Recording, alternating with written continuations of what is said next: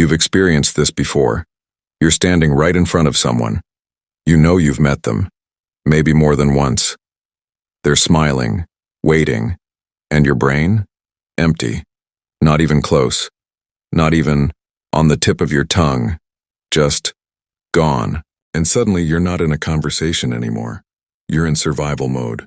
You start acting, nodding a little too much, avoiding saying their name at all costs, praying something random happen so you don't have to say it, and yeah, everyone laughs it off. But if this keeps happening to you and you've probably asked yourself something quietly, why am I like this? Here's the truth most people don't realize: forgetting names is not a memory failure. It's a priority decision your brain makes without asking you. Think about what happens when you meet someone new. Your brain is overloaded. You're reading their face, judging their tone, figuring out their vibe. At the same time, you're thinking, am I saying the right thing? Do I look confident? Did I just say something weird? Your mind is juggling everything at once. And right in the middle of that chaos, they say their name. A random sound, no context, no meaning, no emotional weight. Your brain looks at it and then quietly decides, not important enough. And here's where it gets interesting. Your brain doesn't remember things equally.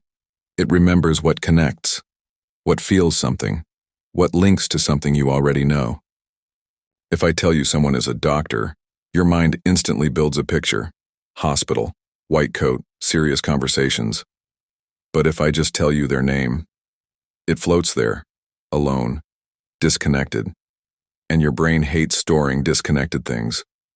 That's why you can remember the way someone laughed, the exact story they told, the awkward moment in the conversation, but not their name.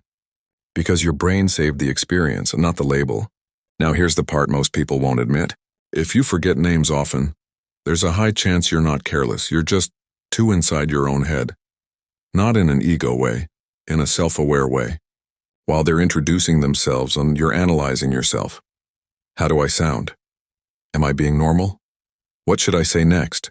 By the time the name arrives, your attention is already somewhere else. It passed through your brain but never stayed. There's actually a pattern behind this.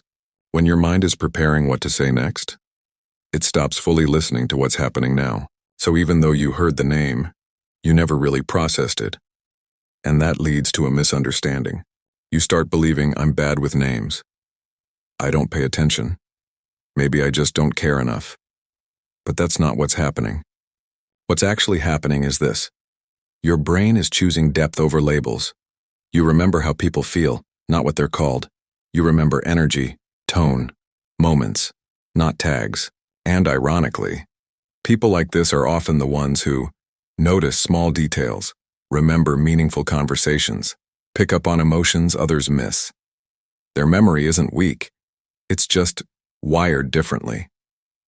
Now yes, there's a flip side. For the person whose name you forgot, it doesn't feel like neuroscience, it feels personal. It feels like I didn't matter enough, even if that's completely untrue, because the brain doesn't interpret logically, it interprets emotionally. But here's the reality.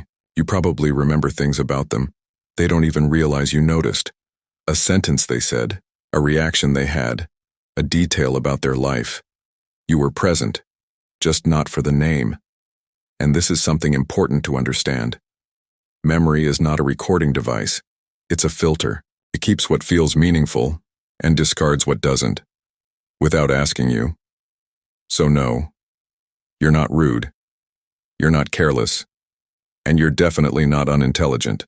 You're just someone whose brain gets overwhelmed in social moments, focuses on internal thoughts, prioritizes meaning over labels, and sometimes that means forgetting the least meaningful part of a person, their name.